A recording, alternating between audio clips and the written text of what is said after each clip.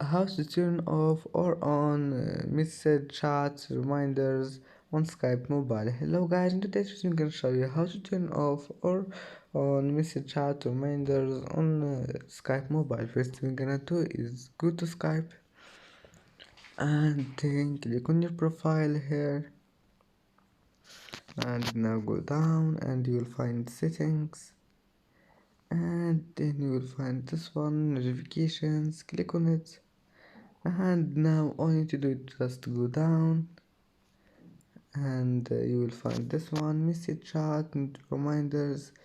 Click on it if you want to turn it off, and if you want to turn it on again, just another click. And as you see, message chat reminders has been turned on again.